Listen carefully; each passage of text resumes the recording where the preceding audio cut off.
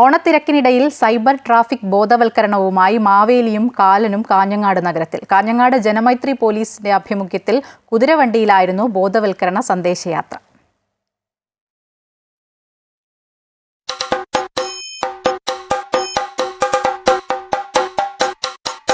ഓണത്തിരക്കേറിയ കാഞ്ഞങ്ങാട് നഗരത്തിലേക്ക് മാവേലിയും കാലനും ഒരുമിച്ചെത്തിയത് ബോധവൽക്കരണ സന്ദേശയാത്രയിലെ കൗതുക കാഴ്ചയായി. സൈബർ ട്രാഫിക് ബോധവൽക്കരണത്തിന്റെ ഭാഗമായി കാഞ്ഞങ്ങാട് ജനമൈത്രി പോലീസും റോട്ടറി ക്ലബ്ബും ചേർന്നായിരുന്നു ബോധവൽക്കരണ യാത്ര സംഘടിപ്പിച്ചത്.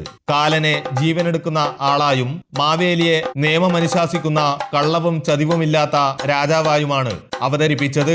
റോഡ് സുരക്ഷ നമ്മുടെ കടമ, ഇടതുവശം ചേർന്ന് വാഹനം ഓടിക്കുക, ഇരുചക്ര വാഹനങ്ങളിൽ പോകുന്നവർക്ക് ഹെൽമറ്റ് നിർബന്ധം തുടങ്ങിയവ മാവേലി പ്രജകളോട് പറഞ്ഞു. ബോധവൽക്കരണത്തിനൊപ്പം പോലീസ് സ്റ്റേഷനിൽ നിന്നെത്തിയ മാവേലി ഓണാശംസകളും നേർന്നു. ജനപ്രതിനിധികൾ ഉൾപ്പെടെ ആകർഷകമായ ബോധവൽക്കരണ യാത്രയുടെ ഭാഗമായി.